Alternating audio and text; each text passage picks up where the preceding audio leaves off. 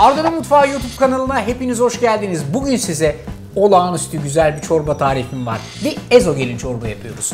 Yapması dünyanın en kolay, lezzeti dünyanın en güzel çorbası. Hemen tencereyle işe başlıyoruz.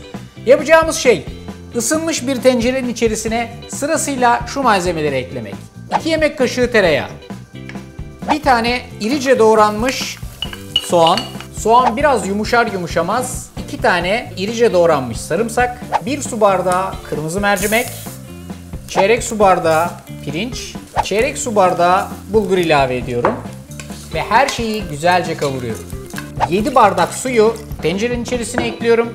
Tuz ve karabiber ekledikten sonra her şeyi güzelce karıştırıyorum ve su kaynama noktasına gelene kadar yüksek ateşte, su kaynama noktasına geldikten sonra altını kısıp arada bir karıştıra karıştıra kısık ateşte tıkırdatıyorum. Bu burada pişerken yan tarafta meyanesini yapmaya başlıyorum.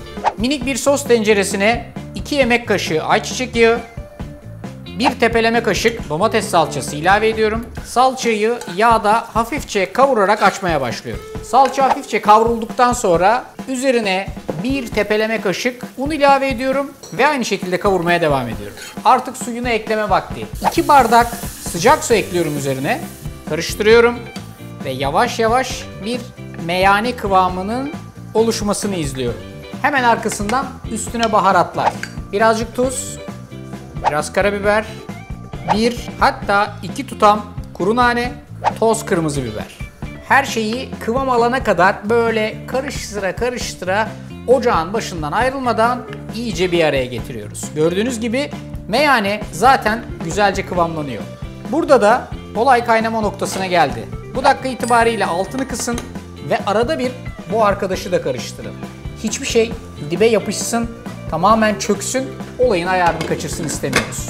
Bu kısık ateşte yavaş yavaş tıkırdıyor. Bunu da karıştıra karıştıra iyice kıvamlandırıyoruz.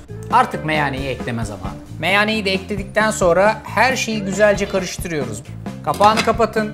Yaklaşık 5 ila 10 dakika daha kısık ateşte hafif bir tıkırdatın. Her şey bir araya gelsin.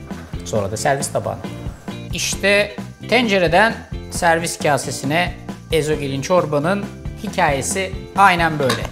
Yapması hiç zor değil. Uygulaması adım adım gittiğinizde aksine çok kolay, lezzet muhteşem.